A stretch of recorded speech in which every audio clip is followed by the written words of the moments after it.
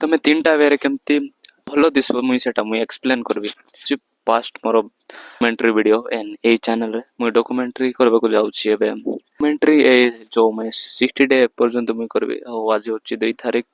Show ତିନିଟା ୱେରେ ତମେ କେମିତି ଲୁକ୍ ଆଟ୍ରାକ୍ଟିଭ ହବ ମୁଇଁ ସେଟା କହିବା ଆଗରୁ ମୁଇଁ ଗୋଟେ କାହାଣୀ ଶୁଣାଇବି। ମୁଁ 10th 9th ଆଡ଼େ 2023 ଆଡ଼େ କି ବହୁତ ହି ज़्यादा ସ୍କିନି ଥିଲି ଆଉ ଲୁକ୍ ବିଷୟରେ ଆଉ ଡାଏଟ୍ ବିଷୟରେ ଭଲସେ ଜାଣିନଥିଲି। ଯେତିକି ମୁଁ ଜାଣିଛି ସେତିକି ମୁଁ ମୋ ଏକ୍ସପିରିଏନ୍ସରୁ କହୁଛି। ବେସିକାଲି ଏ ଟପିକ୍କୁ ଷ୍ଟାର୍ଟ କରିବା କାହିଁକିନା ତିନିଟା ୱେରେ କେମିତି ମୋର ଆଟ୍ରାକ୍ଟିଭ ହବ। ତ ଫାର୍ଷ୍ଟ ୱେ ହେଉଛି ସବୁଠୁ ମେନ୍ ଚିଜ୍ ତମର ଲାଇଫ୍ ଷ୍ଟାଇଲ୍ ଆଉ ଗ୍ରୁମିଂ। ସ୍କିନ୍ କେୟାର କର କାହିଁକିନା ଆଉ ଏମିତି କୁହ ନାହିଁ କି ଭାଇ ସ୍କିନ୍ କେୟାର ଖାଲି ଝିଅମାନେ କରନ୍ତି, ନା ପୁଅମାନେ ବି କରନ୍ତି। ସ୍କିନ୍ କେୟାର କର ଆଉ ଡେଲି ମଇଶ୍ଚରାଇଜ କର ଆଉ ସନସ୍କ୍ରିନ୍କୁ ୟୁଜ୍ କର। ତ ଏତିକି ଏକା ବାସ୍, ବେଶୀ କିଛି କର ନା। ଏତିକି କଲେ ଏକା ଇନଫ୍। ଆଉ ତମେ ଡାଏଟ୍କୁ ତମେ ଲାଇଫଷ୍ଟାଇଲକୁ ସୁଧାର।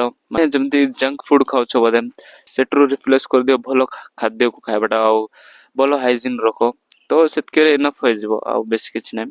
ତ ସେକେଣ୍ଡ ଚିଜ୍ ହେଉଛି ତମ ଡ୍ରେସିଂ ସେନ୍ସ ଆଉ ତମ ମାନେ ତମକୁ ଯୋଉଟା ମାନୁଛି ସେଟା ସୁଇଟେବଲ୍ ଲାଗୁଛି ସେଟା ଦେଖିପାରିବ। ଆଉ ବହୁତ ସାରା ଆପ୍ ଯାକ ଅଛି, ତମେ ଯଦି ଚାହୁଁଛ କଲର୍ କମ୍ବିନେସନ୍ ସୋ ସେ ଆପ୍ ଯାକକୁ ସେ ଦେଖିପାରିବ। ଭଲ ଡ୍ରେସ୍ କିଛି ପରଫ୍ୟୁମ୍ ୟୁଜ୍ କର।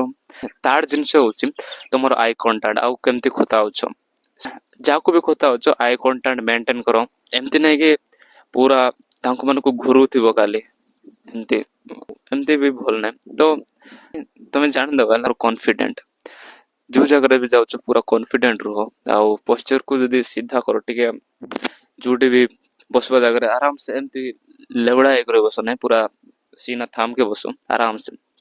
ତ ଗୁଡ୍ ପୋଶ୍ଚର ଦିଅ। ଆଉ ସୋ ଏତିକି ଆଜି ପାଇଁ।